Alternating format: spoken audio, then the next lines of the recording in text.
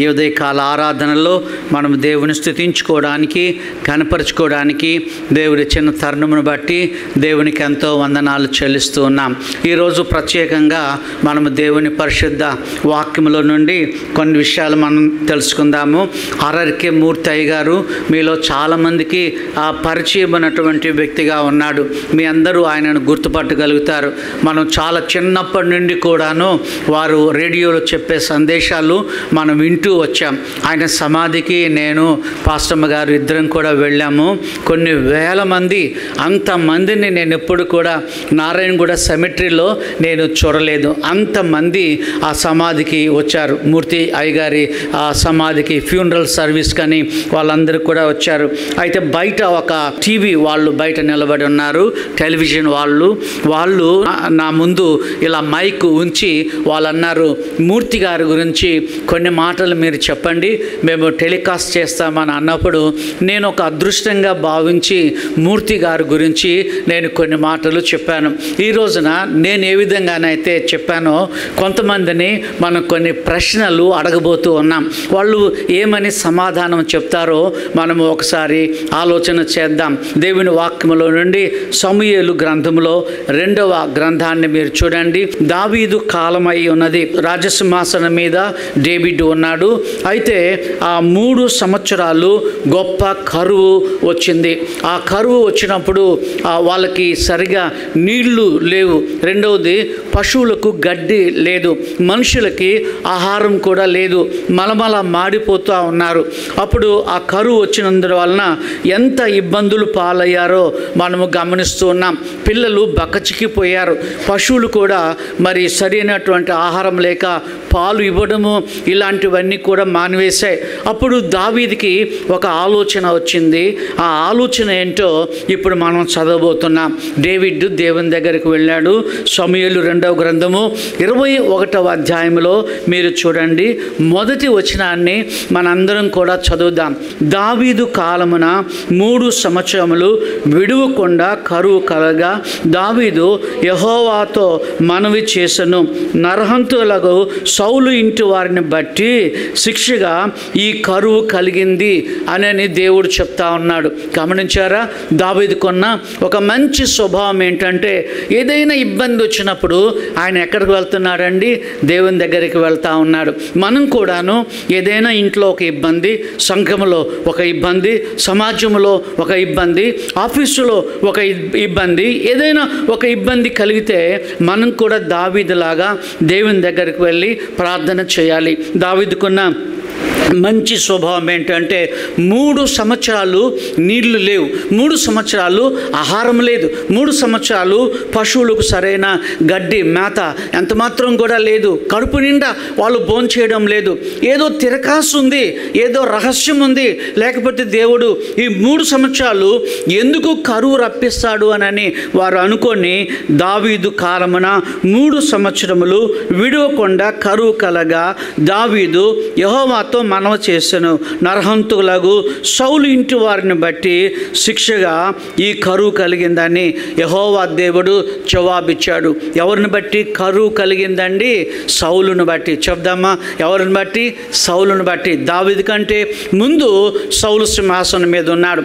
ఆ సౌలు రాజును బట్టి వారికి కరువు కలిగిందని దేవుని వాక్యంలో చాలా స్పష్టంగా మనం గమనిస్తున్నాం. సరే, దేవుని వాక్యంలో నుండి మనం గమనిద్దాము. అప్పుడు దావీదు ఏం చేశాడు? ఆ కరువు నుండి వారికి విమోచన కావాలి. ఈ స్టోరీ మీరు జాగ్రత్తగా వినండి. ఇది నిజంగా జరిగినటువంటి విషయం. కాబట్టి ఆ సౌలుని బట్టి కరువు వచ్చింది. ఎందుని బట్టి అంటే సౌలు ఏం చేశాడు? గిబియోనీయులు అనే ఒక జాతి వాళ్ళు ఉన్నారు. ఆ గిబియోనీయులను చంపుతూ ఉన్నాడు. ఆయన చంపకూడదు. ఎందుకనంటే ఆ గిబియోనీయులు ఒకసారి యెహోషువ కాలంలో, యెహోషువ గ్రంథము 9వ అధ్యాయంలో ఈ పెద్ద స్టోరీ ఒకటి ఉంది. అది మీరు తర్వాత ఇంటికి వెళ్ళిన తర్వాత మీరు చదవండి. 9th చాప్టర్లో జాషువా 9వ అధ్యాయంలో రాస్తుంది. కొంతమంది సమూహంగా యెహోషువ దగ్గరికి వచ్చారు. యెహోషువ దగ్గరికి వచ్చి పాత చెప్పులు వేసుకొని వచ్చారు. ఒకటి. రెండవది, పాత బట్టలు వేసుకొని వారు వచ్చారు. ఆ తలకు సరైన నూనె లేకుండా వారు యెహోషువ దగ్గరికి వచ్చారు.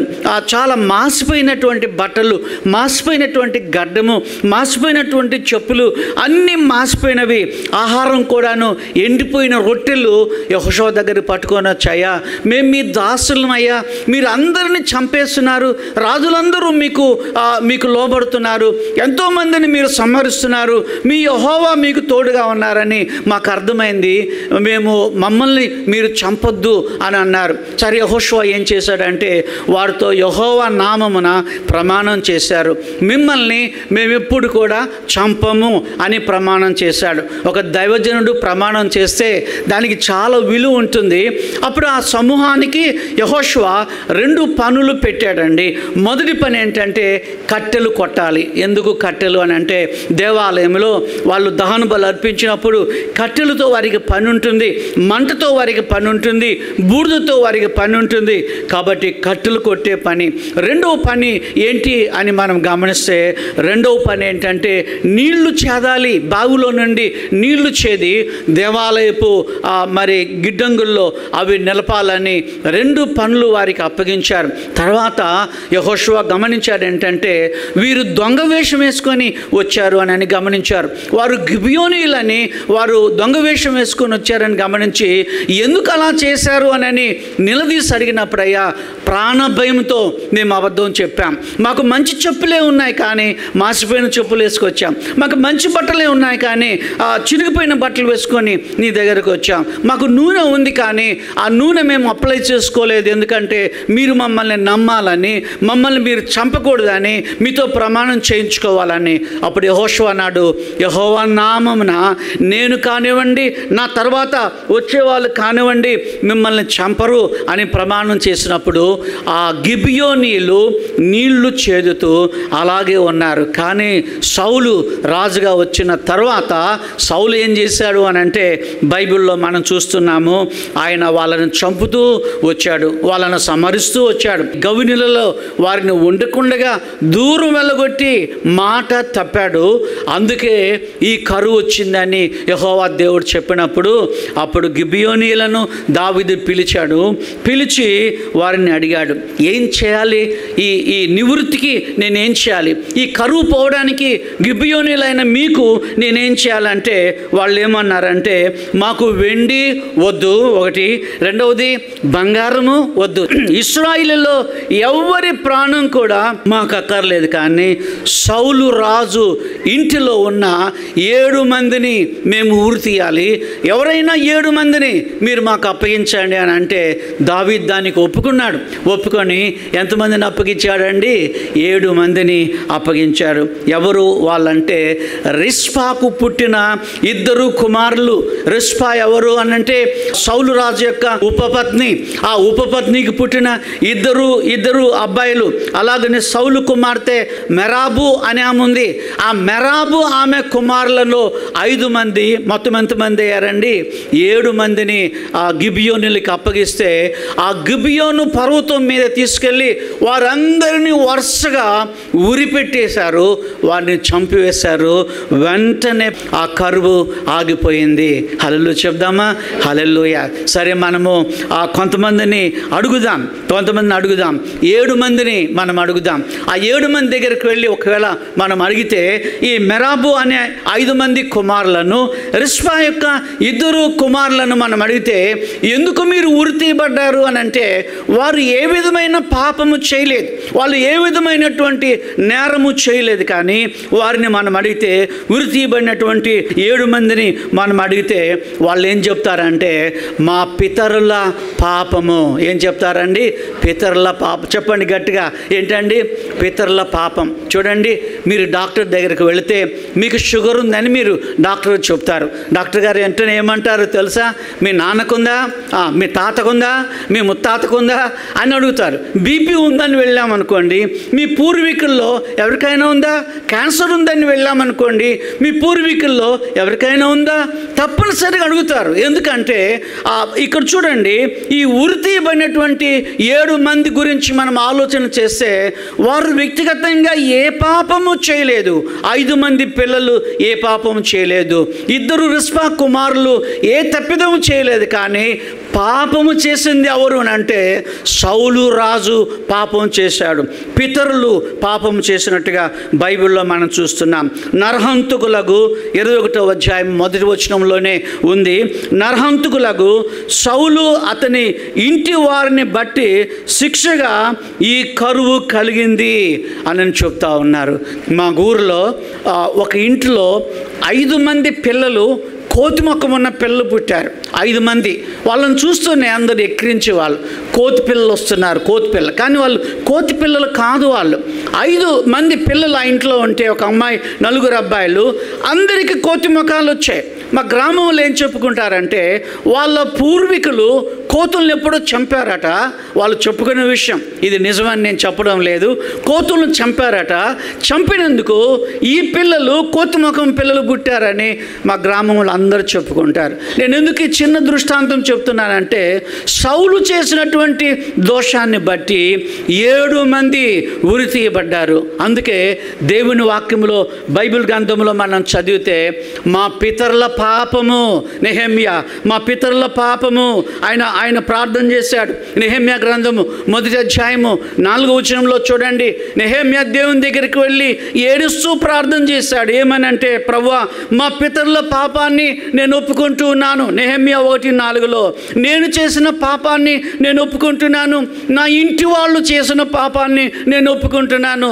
నీవు నేను కూడా దేవుని సముఖాన్ని దగ్గరికి వెళ్ళినప్పుడు, ప్రభువా నా తాత విగ్రహారాధికుడేమో క్షమించు, నా తండ్రి విగ్రహారాధికుడేమో క్షమించు, ప్రభువా ఇదిగో నా తల్లిదండ్రులు చేసిన దోషము నా మీదకు రాకుండా చేయమని తప్పనిసరిగా మనం దేవుని దగ్గరికి వెళ్ళి అడగవలసిన వారమై ఉన్నాము.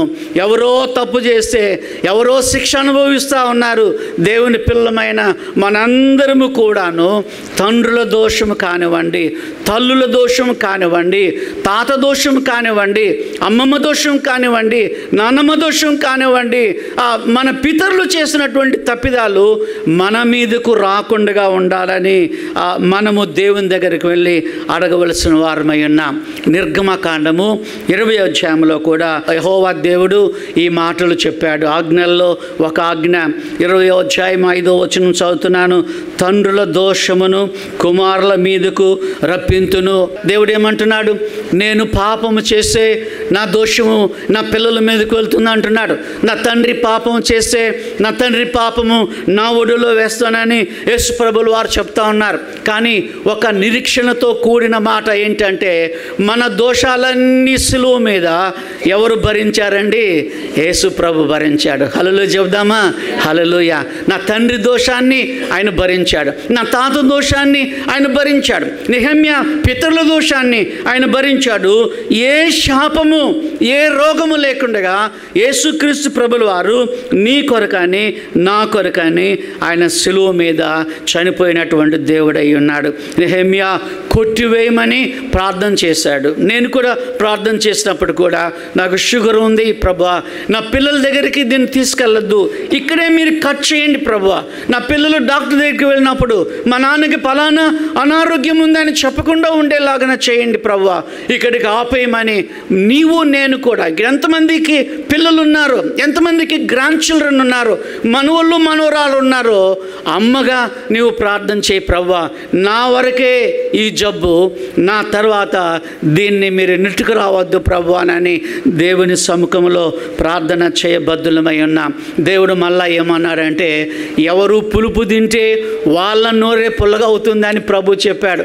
నేను పుల్లని కాయలు తింటే నా పిల్లల పండ్లు పులియవు అని కూడా చెప్పాడు. అంటే దాని అర్థం ఏంటి? నేను ఆ దోషాన్ని అక్కడి వరకు నేను నిలిపివేస్తున్నానని దాని భావం కదా. అవును, దేవుడు ప్రేమ కలిగినటువంటి వాడు. మన పితరుల దోషము మన మీదకు రాకుండా చేసే దేవుడై ఉన్నాడు. మనం నేర్చుకున్న మొదటి విషయం ఏంటంటే, ఉరి తీయబడిన 7గురిని ఒకవేళ మనం ఇంటర్వ్యూ చేస్తే 7గురిని మనం అడిగితే పితరుల పాపము వలన మేము ఉరి తీయబడ్డామని చెప్తారు. రెండవ విషయాన్ని మనం చూద్దాం. రెండవది గిబియోనీయుల దగ్గరికి వెళ్ళి మనం అడుగుదాం. మొదటిగా ఎవరిని అడిగామండి? 7 మంది హత్య చేయబడినటువంటి వాళ్ళని మనం అడిగాం. 7 మంది ఉరి తీయబడినటువంటి వారిని అడిగాం. ఎందుకు మీరు ఉరి తీయబడ్డారంటే వాళ్ళు చెప్పే జవాబు ఏంటి అని అంటే, మా పితరుల దోషము, మా సౌలు రాజు యొక్క దోషము అని వాళ్ళు చెప్పుకున్నారు. సరే, రెండవది గిబియోనీయుల్ని అడుగుదాం. 21వ అధ్యాయము 2వ సమూయేలు గ్రంథం 21వ అధ్యాయము 5వ వచనాన్ని మీరు చూడండి. 5వ వచనంలో వాళ్ళు ఏమంటున్నారు? గిబియోనీయులు యెహోషువ దగ్గరికి వచ్చారే, గిబియోనీయులు పాత చెప్పులు వేసుకొని వచ్చారే, పాత బట్టలు వేసుకొని వచ్చారే, ఆ తలకు సరైన నూనె లేకుండా వచ్చారే, మాడిపోయిన ఆ మట్టి పట్టినటువంటి రొట్టెలు పట్టుకొని వచ్చారే, ఎండిపోయినటువంటి రొట్టెలు తీసుకొచ్చారే. వాళ్ళు ఏమంటున్నారు? ఆ దావీదు రాజుతోటి ఏమంటున్నారు చూడండి. 21వ అధ్యాయము 5వ వచనం, వారు మాకు శత్రువులై మమ్మలను నాశనము చేయుచు ఇశ్రాయేలు సరిహద్దుల్లో ఉండకుండా మేము లయమగునట్లు మాకు హాని చేయను ఉద్దేశించిన వారి కుమారులలో 7గురిని మాకు అప్పగించమంటున్నారు గిబియోనీయులు. ఎంతమందినటండి? 7 మంది. ఎందుకో మరి 7 మందిని వాళ్ళు కోరుకున్నారు. ఎంతోమంది ఉన్నారు, కానీ సౌలు ఇంటిలో ఉన్న 7 మందిని మాకు అప్పగించమంటే దావీదు 7 మందిని సెలెక్ట్ చేశాడు. సౌలు యొక్క కుమార్తెల కుటుంబం నుండి ఒక 5 మంది, ఉపపత్ని కుటుంబం నుంచి ఒక 2 మెఫీబోషెతును అప్పగించలేదు అని బైబిల్లో వ్రాయబడి ఉంది. ఎందుకు మెఫీబోషెతును అప్పగించలేదు అంటే, మెఫీబోషెతు యోనాతాను యొక్క కుమారుడు, యోనాతాను యొక్క కుమారుడై ఉన్నాడు. ఆ యోనాతానికి ప్రమాణం చేశాడు దావీదు. ఏమని ప్రమాణం చేశాడు? నీ కుటుంబానికి నేను ఎప్పుడు కూడా హాని చేయను. ఆ కుంటివాడైనటువంటి మెఫీబోషెతును వదిలిపెట్టేశాడు, ఆయన్ను అప్పగించలేదని బైబిల్లో మనం చూస్తున్నాం. గిబియోనీయులు చెప్పే ఆ విషయం ఏంటంటే, గిబియోనీయులు చెప్పే మాట ఏంటి అనంటే, కక్ష సాధింపు చర్య. కక్ష సాధింపు చర్య. వాళ్ళు మమ్మల్ని చంపారు, మేము వాళ్ళని చంపబోతున్నాము అని వాళ్ళు చెప్తారు. అవును, కక్ష సాధింపు చర్య. ఈ దినాల్లో కూడా చాలా పర్యాయములు క్రైస్తవ బిడ్డలమైన మనము ఆ హృదయంలో ఎక్కడో ఒక కక్ష, ఒక పగ మనం దాచిపెట్టుకొనే ఉన్నాం. మన శత్రువులు కనబడ్డప్పుడు వాళ్ళతో మనం సరిగా మాట్లాడలేకపోతున్నాం. వాళ్ళు కనిపించినప్పుడు ఒళ్ళంతా జలగరిస్తుంది, ఒళ్ళంతా మరి కోపంతో నిండిపోతుంది. నా జీవితంలో కూడా అలాంటి అనుభవాలని నేను అనుభవించాను. ఈ గిబియోనీయులలో పగ ఉంది. ఇశ్రాయేలీయులు మమ్మల్ని చంపారు, సౌలు మమ్మల్ని చంపాడు, సౌలు సరిహద్దుల్లో లేకుండా మమ్మల్ని దూరంగా ఆయన మమ్మల్ని పంపించి వేశాడని నేను ఎందుకో మరి నాకు హిట్లర్ జీవితం చదవాలని ఆశ కలిగింది. ఒక బుక్ తెప్పించుకున్నాను. యూట్యూబ్లో కూడా హిట్లర్ గురించి, ఎందుకు హిట్లరు 60 లక్షల మందిని చంపాడు. హిట్లర్ ఎంతమందిని అండి? 60 లక్షలు. నమ్ముతారా మీరు? ఇది నిజం. 60 లక్షల మంది యూదులను ఆయన చంపివేశాడు. యూదులంటే ఎవరు? యూదులంటే ఎవరు? మీ అందరికీ తెలుసు కదా. యూదులు అంటే యేసు ప్రభు యొక్క వంశస్థులై ఉన్నారు. యేసుక్రీస్తు వంశము యూదా వంశము. అతి ప్రాచీనమైనటువంటి వంశము యూదా వంశం. మీ అందరు తెలుసు. ఈ భూమి మీద ఉన్న ప్రాచీనమైన మతం ఏదైనా ఉంది అని అంటే యూదా మతం అని అందరూ చెప్తారు. ఆ యూదులను 60 లక్షల మందిని నిర్దాక్షిణ్యంగా ఆ హిట్లరు అధికారంలోనికి వచ్చిన తర్వాత హిట్లరు చంపించి వేశాడు. ఎందుకంటే 2 కారణాలు. మొదటి కారణం ఏంటంటే, హిట్లర్ మంచిగా బొమ్మలు వేయగలుగుతాడు. ఆయన కలర్స్ తోటి కార్స్ చేయగలుగుతాడు, కలర్స్ తోటి బొమ్మలు గీయగలుగుతాడు. ఆయన వెళ్ళి కాలేజీలో చేరాలనుకున్నాడు, స్కూల్లో చేరి మంచి మంచి బొమ్మలు వేయాలనుకున్నాడు. ఒక యూదా టీచర్ ఏం చేశాడంటే, నీ కలర్స్ అన్నీ బాగున్నాయి, మంచిగానే ఉన్నాయి, కానీ ముఖం మాత్రము సరిగా కనిపించడం లేదని ఆయన రిజెక్ట్ చేశాడు. ఆయన సీట్ లేకుండా చేశాడు. ఒక యూదా టీచర్ ఆ హిట్లర్కు అన్యాయం చేశాడని ఉద్దేశంతో ఆ యూదుల మీద ఆయన పగ పెంచుకున్నాడు. రెండో విషయం ఏంటి అని మనం గమనిస్తే, హిట్లర్ వాళ్ళ అమ్మకి అనారోగ్యం కలిగింది, ఆపరేషన్ చేయవలసి వచ్చింది. అమ్మ బెడ్ మీద ఉన్నప్పుడే అమ్మ మృతి పొందింది, అమ్మ చనిపోయింది. ఆ చనిపోయినప్పుడు మీరు గమనించారా, ఆయన చరిత్రలో వ్రాస్తున్న విషయం ఏంటంటే, ఒక యూదా డాక్టర్ గారు ఆపరేషన్ చేశాడు హిట్లర్ వాళ్ళ అమ్మకి. ఆ హిట్లర్ వాళ్ళ అమ్మ చనిపోయింది కాబట్టి హిట్లర్ ఏమని నమ్మాడు, ఒక యూదా టీచర్ ఏమో నాకు సీట్ రాకుండా చేశాడు, రెండవది ఒక యూదా డాక్టర్ గారేమో మా అమ్మను చంపేశాడు. ఈ పగతో ఆయన రగిలిపోతా ఉన్నాడు. ఎప్పుడైతే అధికారంలోకి వచ్చాడో యూదులు బ్రతకడానికి వీలు లేదు. యూదులు ఎవరైనా ఒకవేళ జర్మనీ వాళ్ళను పెళ్లి చేసుకుంటే వాళ్ళను వదిలిపెట్టేయండి, వాళ్ళను వ్యాపారం చేసుకోనివ్వలేదు, వాళ్ళ వ్యాపారం అంతా డౌన్ చేయగలిగాడు, ఎక్కడుంటే అక్కడ చంపేయమని ఆయన చెప్పాడు. ఆయన చంపినటువంటి వాళ్ళ ఇలాంటి రింగ్స్ మీరు చూడండి, వెబ్సైట్లో మీకు కనబడతాయి. ఇన్ని బంగారు ఉంగరాలు, ఎందుకంటే వాళ్ళని చంపబోయే ముందు ఆ ఉంగరాలన్నీ ఒక దగ్గర పెట్టాడు. వాళ్ళని ఒక ఇలాంటి చర్చిలోకి పంపించాడు, అన్ని క్లోజ్ చేశాడు. ఆ యూదులను లోపల పంపించి మీరు ప్రేయర్ చేసుకోండి అని అన్నాడు. లోపలికి వెళ్ళిన తర్వాత గ్యాస్ ఆన్ చేసినందువలన లోపలే మనుషులు చనిపోయారు. వాళ్ళందరి షూస్ బయట ఈ మన చర్చి ఎంత ఉందో అంత పెద్ద ఆ బూట్లు ఈరోజు కూడా కనబడతా ఉన్నాయి. అలా నిర్దాక్షిణ్యంగా హిట్లర్ చంపివేశాడు. ఎందుకంటే గిబియోనీల్లో ఉన్నటువంటి పగ హిట్లర్లో ఉంది. క్షమాహృదయం కలిగిన వాళ్ళు కాదు గిబియోనీలు, అన్యులై ఉన్నారు. సరే నీళ్లు చేస్తున్నారు, బాగానే ఉంది, కట్టెలు కొడుతున్నారు, బాగానే ఉంది. పగ ద్వేషము వారింట్లో ఉంది అని మనం గమనిస్తున్నాం. ఈ పగతోనే 60 లక్షల మందిని తన జీవిత కాలంలో హిట్లరు చంపివేశాడు. చివరి రోజుల్లో ఏమైంది, హిట్లరు యుద్ధంలో ఓడిపోతాడని ఈవా అని ఆయన భార్యను చంపివేశాడు తుపాకీతో. ఆయన కూడా కాల్చుకున్నాడు. ఆయన దగ్గర ఒక ప్రియమైన ఒక కుక్క ఉంటే ఆ కుక్కను కూడా చంపివేశాడు, పాతిపెట్టేశాడు. ఆయన భార్య, కుక్క ముగ్గురు చనిపోయారు. తన జీవితాన్ని తనే అంతం చేసుకున్నాడు. ఈ ఉదయకాలమందు గిబియోనీల్ని మనం అడిగితే కక్ష సాధింపు చర్య. ఒకటే ప్రార్థన చేయాలి మనం, ఏంటంటే ప్రభువా నా శత్రువులను నీవు క్షమించినట్లుగా నేను క్షమించేలాగా చేయమని ప్రభుకి మనం ప్రార్థన చేస్తే అంతకంటే గొప్ప భాగ్యము మరొకటి లేదని మనం నేర్చుకుంటూ ఉన్నాం. హల్లెలూయా చెప్దామా? హల్లెలూయా. 2 విషయాలు మనం గమనించాం. చనిపోతున్నటువంటి 7 మందిని మనం అడిగితే ఎందుకు మీరు చనిపోతున్నారు, దానికి కారణం ఏంటి అని ఒకవేళ మనం అడిగితే వాళ్ళు చెప్పే విషయము ఏంటి అని మనం చూస్తే మా పితరుల దోషము నంబర్ 1. రెండవది గిబియోనీలారా ఎందుకు 7 మంది ప్రాణాలు మీరు అడిగారని గిబియోనీలు మనం అడిగితే కక్ష సాధింపు చర్య అని వాళ్ళు చెప్తారు. హిట్లర్ కూడా కక్ష సాధింపు చర్య. కానీ ఈ దినాన చూస్తే మనం ప్రపంచంలో మంచి వ్యాపారస్తులు ఎవరైనా ఉన్నారా అని ఒకవేళ మనం వెతికితే ప్రియమైన దేవుని బిడ్డలారా యూదులే. ఒకవేళ అమెరికా దేశంలో ఎవరైనా ప్రెసిడెంట్ కావాలంటే యూదులు చొరవ తీసుకోకపోతే ప్రెసిడెంట్లు కాలేరు. అంత గొప్ప ధనవంతులుగా దేవుడు యూదులను అభివృద్ధి చేశాడు. 3వ విషయాన్ని మనం అడుగుదాం. ఒక తల్లి ఈ పిల్లలందరూ ఇలాగన ఉరి తీయబడ్డప్పుడు ఒక అమ్మ ఆ కొండ మీదకు వెళ్ళింది. కొండ మీదకు వెళ్ళి ఒక తల్లి ఆమె ఒక గోనిపట్ట పరుచుకొని, ఒక చాప పరుచుకొని 6 నెలలు, ఎన్ని నెలలండి? 6 చెప్పండి, ఎన్ని నెలలండి? 6 నెలలు ఆ శవాల దగ్గరే ఉన్నాయి. వాసన భరిస్తూ వచ్చింది. బైబిల్లో మీరు చూడండి, ఆ దేవుని వాక్యంలో 21వ అధ్యాయము 2వ సమూయేలు గ్రంథం 21వ అధ్యాయము 10వ వచనం, అయ్యా కుమార్తె రిస్పా గోనెపట్ట తీసుకొని కొండపైన పరుచుకొని కొత్తకాల ఆరం మొదలుకొని ఆకాశం నుండి వర్షము ఆ కళేబరముల మీద కురి వరకు అచ్చటనే ఉండి పగలు ఆకాశ పక్షులు వాటి మీద వాలకుండాను రాత్రి అడవి మృగములు దగ్గరకు రాకుండాను వాటిని కాయిచూ ఉండెను. ప్రియమైన దేవుని బిడ్డలారా, ఒకవేళ మనము గిబియోనీలను అడిగాం కక్ష సాధింపు చర్య అని వాళ్ళు చెప్పారనుకుందాం.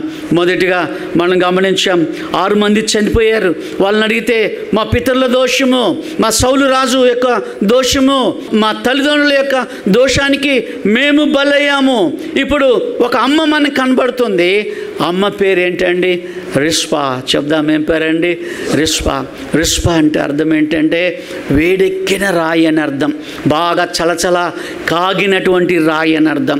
ఈ వేడెక్కిన రాయి అయినటువంటి ఈ తల్లిని మనం అడిగితే, అమ్మా ఎందుకు ఆ 6 నెలలు ఆ కొండ మీద చీకటిలో ఉన్నావు? చూడండి, పగలు ఆకాశ పక్షులు రాకుండా, ఆ తర్వాత కళేబరం మీద వర్షము కుయ్య వరకు పగలు ఆకాశ పక్షులు వాటి మీద వాలకుండా, రాత్రి అడవి మృగములు దగ్గరికి రాకుండా, ఆకాశ పక్షులు పైన వస్తే ఈ తల్లి ఏం చేసేది? ఒక పెద్ద కర్ర తీసుకొని వాటిని దూరంగా పంపిస్తూ ఉండేది. ఆకాశ పక్షులు ఏం చేస్తాయి? ఆ శవాల మీద వాలి ఈ గుడ్లు తినేస్తాయి, ఈ చర్మం తినేస్తాయి. రోజు ఆ ఆకాశ పక్షులను ఆమె తోలుతూ వచ్చింది. అడవిలో ఆ కొండ మీద, ఆ పర్వతం మీద ఆమె ఒక చిన్న గోనిపట్ట తీసుకొని వెళ్ళి ఆ కొండ మీదకు వెళ్ళి ఆ శవాల్ని కాపాడుతుంది. ఒకవేళ ఈ అమ్మను మనం అడిగితే ఈ అమ్మ మనకేం చెప్పుద్ది అని అంటే అమ్మ ప్రేమ అని చెప్తుందండి. ఏం చెప్తుందండి? అమ్మ ప్రేమ, మదర్స్ లవ్. ఎందుకు అమ్మ రిస్పా ఇంత బాధ? నీ కొడుకులు 2 కదా, వేరే వాళ్ళ కొడుకులు 5 మంది కదా, నీ 2 కొడుకులు పోతే పోయిందని నువ్వు అనుకోవచ్చు కదా అంటే, లేదు నా తల్లి ప్రేమ.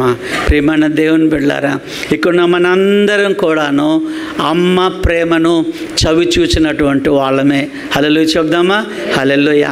అమ్మ ఎన్ని కష్టాలు పడిందో, నా మటుకు నేనైనా మీరైనా అమ్మ గురించి చెప్పమంటే చాలా పెద్దగా చెప్పగలుగుతారు. అమ్మ ప్రేమ అలాంటిది. ప్రియమైన దేవుని బిడ్డలారా, గమనించారా? 1, 2 టీల గురించి ఒక డాక్టర్ చెప్పాడు. మొదటి టీ టాక్ అని చెప్పాడు, రెండవ టీ టచ్ అని చెప్పాడు. మొదటి టీ ఏంటండి? టాక్. అమ్మతోటి ఎప్పుడు మనం మాట్లాడుతుండాలి, అమ్మ కూడా మనతో మాట్లాడుతూ ఉండాలి. రెండవది టచ్ అని అన్నాడు.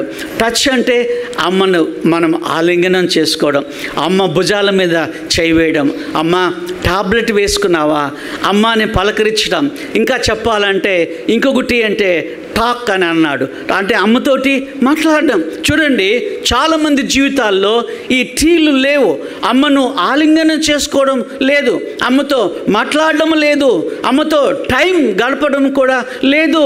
ఎంతో దూరంలో ఉన్నా సరే అమ్మతో మాట్లాడడం అనేది అది గొప్ప ఆశీర్వాదమని మనవి చేస్తూ ఉన్నాను. నా తల్లి నా దగ్గర లేదు, కానీ అప్పుడప్పుడు అనుకున్నప్పుడు, ఎప్పుడైనా ఆ సమాధి దగ్గరికి వెళ్ళి ప్రార్థన చేయాలనుకున్నప్పుడు ఎందుకో చాలా దుఃఖం అనిపిస్తుంది కదా. ఈ రిస్పా కూడాను ఎందుకమ్మా 6 నెలలు కోతకాల ఆరం మొదలుకొని వర్షము కళేబరం మీద కురిసేంత వరకు, అంటే 6 months టైంలో ఆమె శవాల దగ్గరే ఉండిపోయింది. వాసన వచ్చిందేమో, ఆ దుర్గంధమైన వాసన. అలాగుండే ఒకవేళ సింహాలు పులులు వచ్చినా కూడా వాటిని ఎంత ధైర్యంతో ఆమె జయించిందో మీరందరూ ఆలోచన చేయండి. నీవు నేను ఒక శవాన్ని ఒక రాత్రి పెట్టుకోలేమండి. నేను ఒక పాస్టర్గా చెప్తా ఉన్నాను. అమ్మ పొద్దున్నే చనిపోయింది. పిల్లలు వచ్చి ఏమంటారంటే, అయ్యగారు హాస్పిటల్లో చాలా రోజులు ఉంది, ఈవినింగే చేసేద్దామని అంటారు. ఒక రాత్రి కూడా ఉంచుకోం మనం కదండి, ఒక నైట్ కూడా మనం ఉంచుకోం కదా. అవును, ఈ తల్లి శవాల దగ్గర ఎన్ని నెలలు ఉందండి? 6 నెలలు. చెప్దాం, ఎన్ని నెలలు? 6 నెలలు. రిస్పమ్మ ఎందుకమ్మా నీకు ఇంత బాధ అని అంటే, అది తల్లి ప్రేమ అని ఆమె మనతోటి చెప్తా ఉంది. ప్రేమ చూపించిన అమ్మను ప్రభు ఏమన్నాడు? నీ తల్లి నిన్ను విడిచిపెడుతుందేమో కానీ నేను మాత్రం నిన్ను విడిచిపెట్టనని ఆయన చెప్పాడు. నీ కన్న తల్లి నిన్ను విడిచిపెడుతుందేమో. చూడండి, దేవుడైన యెహోవా అమ్మ స్వభావాన్ని తన సంతానికి తీసుకున్నాడు. ఒకని తల్లి వాడిని ఆదరించినట్లుగా నేను మిమ్మలను ఆదరింతును, యెరూషలేములోనే నేను మిమ్మలను ఆదరింతును. కొంతమంది తల్లులను తీసుకొని మందిరానికి వస్తారు, మెట్లెక్కలేకపోతే అమ్మ చేయబట్టుకొని మెట్లెక్కిస్తారు. అమ్మతో నాన్నతో కలిసి దేవుని మందిరానికి వస్తారు. దేవుని ఆశీర్వాదాలు మీకు కలగాలని ఒక దేవుని సేవకుడిగా నేను మిమ్మలను ఆశీర్వదిస్తూ ఉన్నాను. దేవుడికి వందనాలు చెల్లిస్తున్నాం. ఇప్పుడు మనం గమనించిన విషయాలు ఒకసారి చూద్దామా? ఉరివేయబడిన వాళ్ళని అడిగితే వాళ్ళు ఏమన్నారు? పితరుల సంతోషం అన్నారు. రెండవది గిబియోనీలను అడిగితే వాళ్ళు ఏమన్నారు? కక్ష సాధింపు చర్య, రివెంజ్ అని వాళ్ళు చెప్తా ఉన్నారు. మూడవది రిస్పాను అడిగితే రిస్పా ఏం చెప్తుంది అని అంటే అమ్మ ప్రేమ, మదర్స్ లవ్ అని, మాతృమూర్తి ప్రేమ అని ఆమె చెప్తా ఉంది. ఒక వ్యక్తి నీ కొరకని నా కొరకని గొల్గోతాలో వేలాడిన ఒక వ్యక్తిని మనం చూస్తూ ఉన్నాం.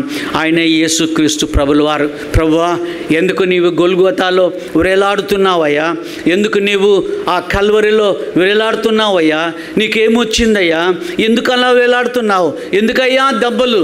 ఎందుకయ్యా అవమానము? ఎందుకయ్యా ఆ ఎంగిలి? ఎందుకయ్యా?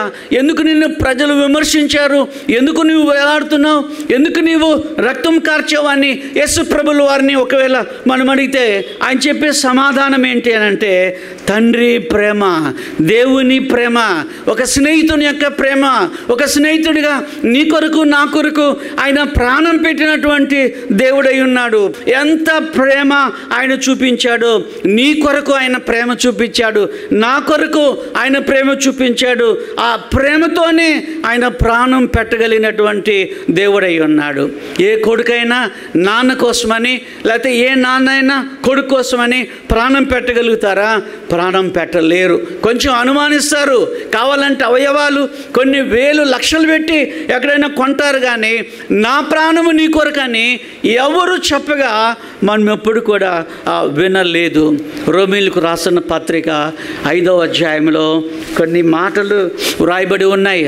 అపోస్తలుడైన పౌలు యేసు ఎందుకు చనిపోయాడు సిలువలో, ఎందుకు ఆయన ప్రాణం పెట్టాడు, ఎందుకొరకని ఆయన త్యాగం చేశాడు, ఎందుకొరకని ఆయన రక్తం కార్చాడు, ఎందుకొరకని ఆయన తన చేతుల్లో శీలలు కొట్టించుకున్నాడు, ఎందుకు ప్రాణం పెట్టాడు, ఎందుకు ఆయన పరలోకం నుండి ఆయన భూమి మీదకి వచ్చాడు అని అంటే రోమా పత్రిక 5వ అధ్యాయము 6వ వచనములో వ్రాయబడి ఉంది.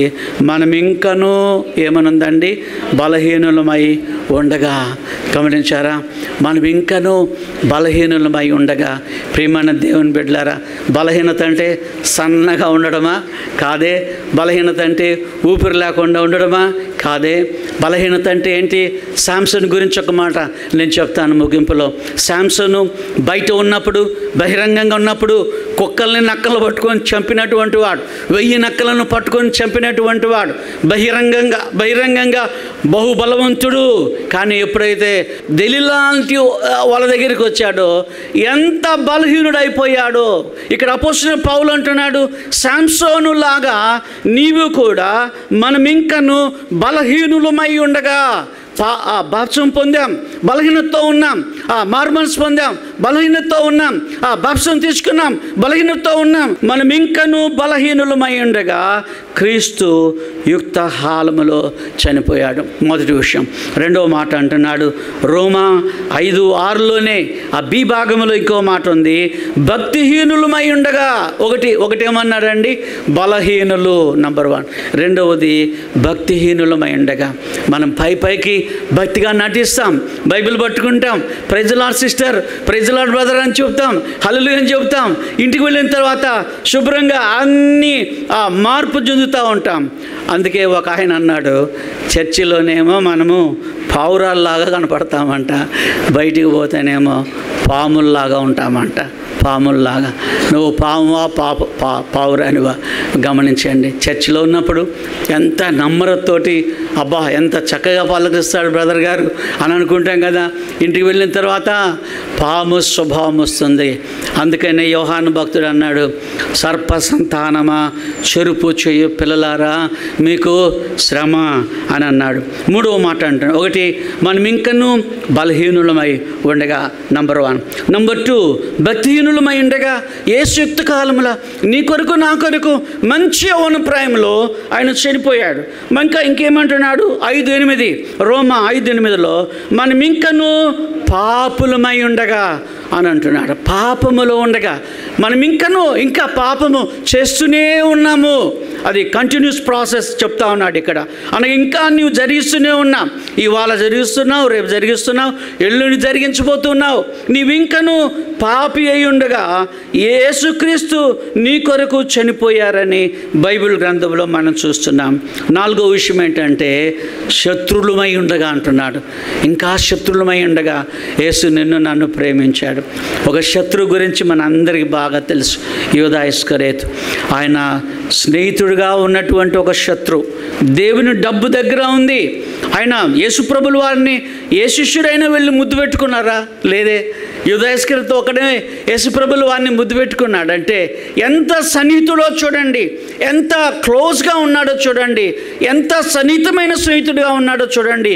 అహీతోపెలు దావీదుతో ఉన్నట్లుగానే ఈయన కూడా అలాగే ఉన్నాడు. తర్వాత ప్రభు ఆయన్ని ప్రేమిస్తూనే ఉన్నాడు. చెలికాడా, స్నేహితుడా అని పిలిచాడు, కానీ అమర్యాదగా ఆయన ఎప్పుడూ పిలవలేదండి. ప్రేమైన దేవుని బిడ్డలారా, మనం ఇంకనూ శత్రులమై ఉండగా యేసు ప్రభు గొల్గోతాలో నీ కొరకు నా కొరకు చనిపోయారని దేవుని వాక్యం మనకు సెలవిస్తుంది. దేవుని వందనాలు చెల్లిస్తున్నాం. ప్రభువా, నీవెందుకు గొల్గోతాలో వేలాడావంటే నాది తండ్రి ప్రేమ అని చెప్తాడు, నాది స్నేహితుని ప్రేమ అని చెప్తాడు. మాతృమూర్తిని మించిన ప్రేమ. రిస్పా 7 మంది కోసమే ఆమె ఒక త్యాగం చేసింది. 7 మంది కోసమే ఒక మౌన వ్రతంలో ఆమె ఉండిపోయింది. కానీ ప్రజలందరి కొరకని, మనందరి కొరకని యేసుక్రీస్తు ప్రభుల వారు సిలువలో చనిపోయినటువంటి దేవుడై ఉన్నాడు. అందుకే ప్రతి దినము నా కొరకు నువ్వు చనిపోయావు ప్రభువా, నీకు వందనాలని చెప్పబద్ధులమై ఉన్నాం. దేవుడికి వందనాలు. తలలోంచండి, అర్థం చేసుకుందాం. రిస్పా తన కుమారుల కొరకని త్యాగం చేసింది. గిబియోనీలు సాధింపు చర్యలు చేపట్టినట్టుగా చూస్తూ ఉన్నాం. అలాగనే చనిపోయినటువంటి పిల్లలు తండ్రుల దోషం కొరకని చనిపోయినట్టుగా బైబిల్లో మనం చూస్తున్నాం. వారికి వెండి అవసరం లేదు, వారికి బంగారం కూడా అవసరం లేదు. వారికి కావాల్సింది ఏంటంటే ప్రాణమని మనం నేర్చుకుంటున్నాం. ప్రియమైన దేవుని బిడ్డలారా, గమనించారా? దేవుని వాక్యమును మనం చూస్తున్నాం.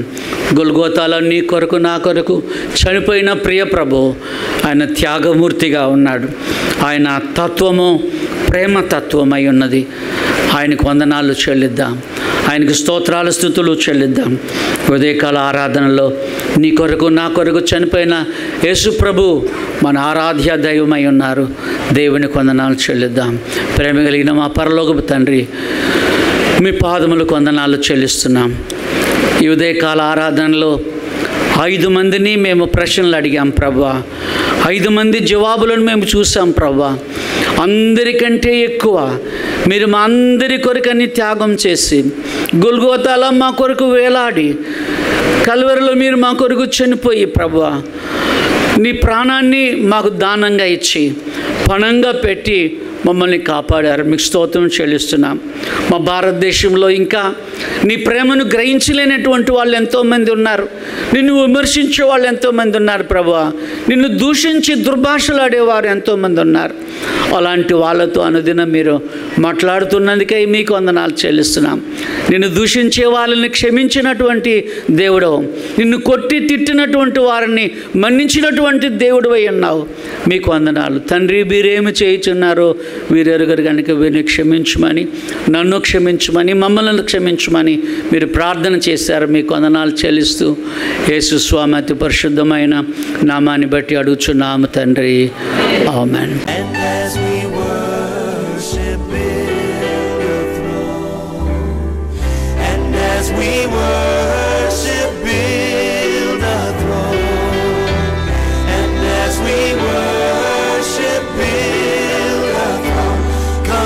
Jesus and take